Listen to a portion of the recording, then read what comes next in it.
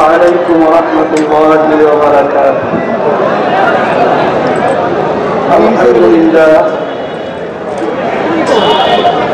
الحمد لله وكفى وسلام على عباده الذين اصطفى.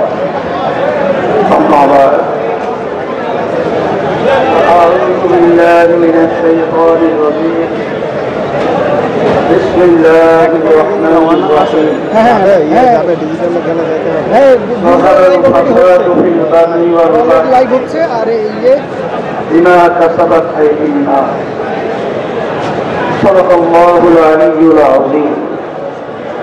সবাই দরুদ শরীফ করি। اللهم صل على سيدنا وحبيبنا ومولانا محمد صلى الله عليه وعلى آله وأصحابه وبارك وسلم. শুকরিয়া আদায় করতে পারছি রব্বুল আলামিনের দরবারে। আজকে সেই ঐতিহাসিক 2024 জুলাই 5ই আগস্ট, এক বছর পরে এই করুণ ইতিহাস ছিল, সেটা আমরা ধারণ করে সোনার বাংলাদেশ গড়ার লক্ষ্যে মানুষের ন্যায্য অধিকার পেয়ে দেওয়ার চেষ্টায় এদেশের শতকরা 93% মুসলমান বসবাস করে।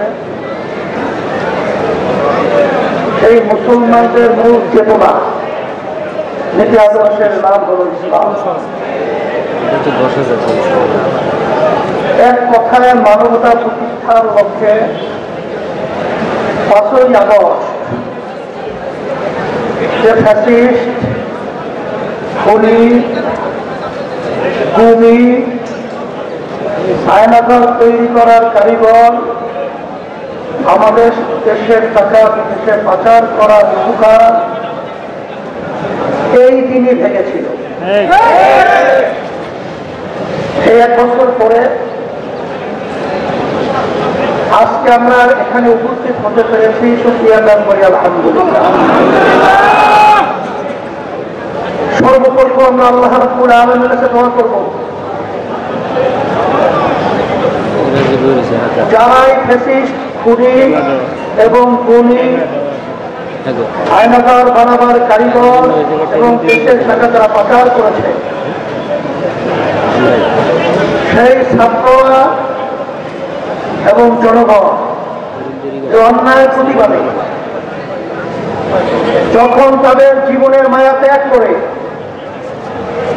যখন বাংলাদেশ সহ বাংলাদেশের সর্বত্র পরিগণিতে যখন আওয়াজ তুলেছিল, তখন আমাদের সেই দৃশ্য এখন আমাদের চোখের সামনে আসছে। সেই আবু সাঈদ 2 হাত প্রসারিত করে যখন এই অন্যায়কারীদের প্রতিবাদে যখন তার বুকের ভিতরে গুলি নিয়ে রাস্তায় লুকিয়ে ফেলছিল, লুকিয়ে পড়েছিল, সেই পশুরা যারা গুলি করেছিল, সেই চিত্র এখন আমাদের চোখের সামনে পাচ্ছে। যখন এই অন্যায় প্রতিবাদে যখন আমার ছাত্র ভাইরা, আমার বাংলাদেশের বিভিন্ন পর্যায়ের জনগণ, এমনকি মা বোনেরা পর্যন্ত যখন রাস্তায় নেমেছিল, তখন রথের ভিতরে তারা পানি পিপাসা অস্থির হয়ে পড়েছিল, তখন সেই মুখের সেই পানি রাগবে, এই শব্দ এখন আমাদের কানে ধ্বনিত। আমরা দোয়া করি আল্লাহ রাব্বুল আলামিন যারা এই ন্যায়ের পক্ষে অন্যায় প্রতিবাদে যারা রাজপথে শাহাদত বরণ করেছেন, আল্লাহ তাদের মর্যাদা দরজা আল্লাহ বেহেশতের দিকে বলন্দ করে দেন। আমিন। শত শত আমার সন্তানেরা চিরতরে তাদের চক্ষুকে হারিয়েছে, আর কোনদিন তারা আলো দেখবে না। আল্লাহ রাব্বুল আলামিন তাদেরকে সুস্থ করে দেন। এবং যারা পঙ্গু হয়েছে এখনো হসপিটালের ভিতরে কাতরাচ্ছে, আল্লাহ রাব্বুল আলামিন তাদেরকে সুস্থ করে দেন। এত ত্যাগ, এত জান বিসর্জনের মাধ্যমে ফ্যাসিস্ট পালালো, খুনি পালালো। আমাদের বাংলাদেশের মানুষের ছাত্র জনতা একটা বড় লক্ষ্য, একটা বড় উদ্দেশ্য ছিল। সে উদ্দেশ্যটা কি?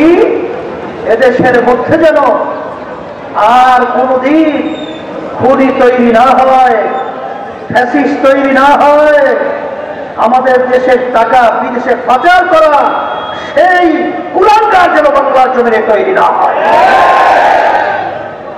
কিন্তু আমরা ভারাক্রান্ত হৃদয় বলতে হয়, এখনো সেই মায়ের কান্না, বুক ফাটা চিৎকার, সেই শব্দগুলো এখনো আমাদের কানের ভিতরে ভাবছে। মা চিৎকার করে বলছিল, আজকে কয়েকদিন পর্যন্ত আমার সন্তান আমাকে মা বলে ডাক দেয় না। আমি ধিক্কার জানাই, আমি ঘৃণা করি সেই রুমীদেরকে যারা এই সব ইতিহাস ঘুরে, যারা ক্ষমতায় যাওয়ার জন্য, আজকে দেশকে শান্তি করার জন্য যারা টাকাবাদে নিযুক্ত হয়েছে, চিন্তাবাদে নিযুক্ত হয়েছে, জায়গা দখলে লিপ্ত হয়েছে, ওদেরকে আমরা ধিক্কার জানাই, ঘৃণা জানাই। বাংলার জমিন থেকে এই টাকাবাজদেরকে উৎখাত করতেই হবে।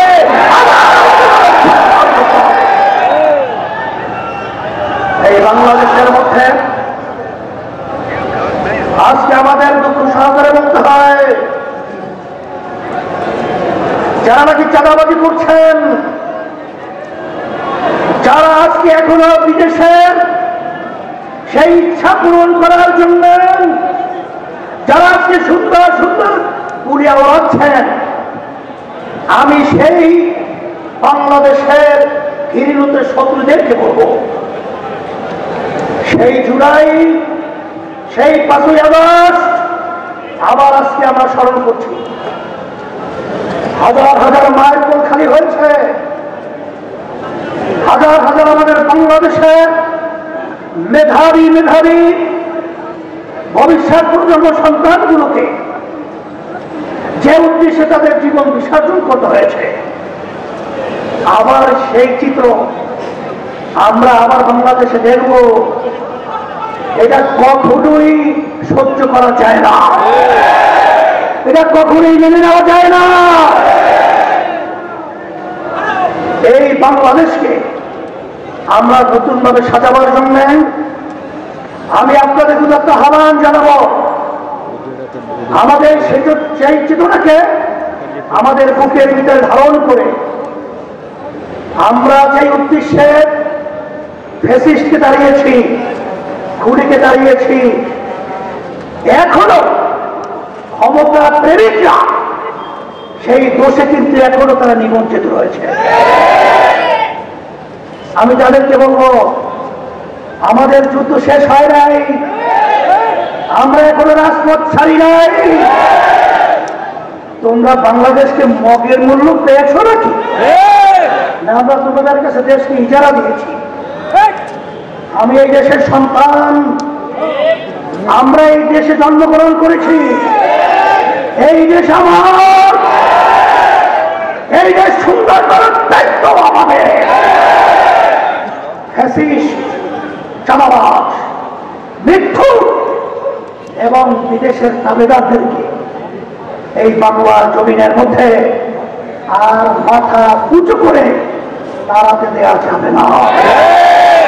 এই জন্য আমি বলবো, যে উদ্দেশ্যে আশা খালি আমাদের দেশের এতগুলো সন্তান জীবন দিয়েছিল, পঙ্গু হয়েছে, এখনো চক্ষু হারিয়ে তারা দিন রাত্র অসহায় অবস্থায় যারা আজকে পার করছে, আমার সাংবাদিক বন্ধুদেরকে বলবো, আমার প্রশাসন ভাইদেরকে বলবো, এবং সর্বশ্রেণী সর্বপেশা আমার ভাইদেরকে বলবো, আসেন আমরা সবাই একত্রিত হই, আমরা সবাই একাকার হয়ে এই খুনিদেরকে, এই চাঁদাবাজদেরকে, এই বিদেশি দাবিদারদেরকে আমরা এই বাংলাদেশের মধ্যে চিরতরে কবর রচনা করি।